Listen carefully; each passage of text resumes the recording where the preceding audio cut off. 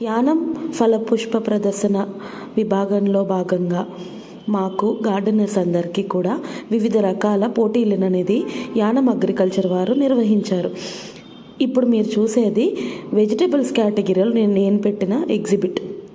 ఈ ఎగ్జిబిట్ నా garden friend అయిన విజయలక్ష్మి ఆంటీ పెట్టారు. ఆంటీ దగ్గర 10 రకాల చిక్కుడుకాయలు, అలాగే 3 రకాల వంకాయలు, ఇతర కాయగూరలు, చెర్రీ టొమాటోస్ అన్నీ డిస్ప్లే చేశారు.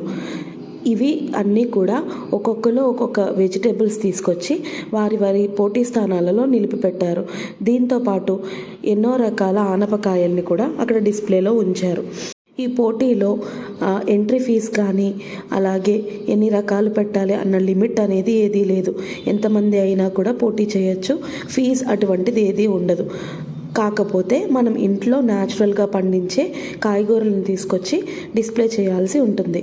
జడ్జెస్ అందరూ కూడా ఏది న్యాచురల్గా పండించి తీసుకొచ్చి పెట్టారనేది గమనించి వాటికి మాత్రమే ప్రైజ్ ఇవ్వడం జరుగుతుంది. ఇప్పుడు మీరు చూసేది ఫ్రూట్స్ విభాగం. ఫ్రూట్స్లో అనేక రకాల ఫ్రూట్స్ ఎవరి ఇంట్లో వాళ్ళు పండినవి అన్నీ కూడా తీసుకొచ్చి డిస్ప్లే చేశారు. వెనకాల మీకు అరటి గెలలు కనిపిస్తున్నాయి, అది కూడా ఒక విభాగం. అలాగే ఈ కట్ ఫ్లవర్ అనేది కూడా మన ఇంట్లో న్యాచురల్గా పండించిన పువ్వులు, అలాగే క్రాటన్స్తో మనం సొంతంగా బొకే చేసి ఇక్కడ పెట్టాల్సి ఉంటుంది. ఇందులో కూడా 2 విభాగాలు ఉంటాయి. ఒకటి చైల్డ్ కేటగిరీ, ఇంకొకటి అడల్ట్ కేటగిరీ. ఇప్పుడు మీరు చూసేది చైల్డ్ కేటగిరీ. మన్మోహన్ గారికి నివాళులు అర్పిస్తూ ఒక చిన్నారి అలా ప్రదర్శించారు.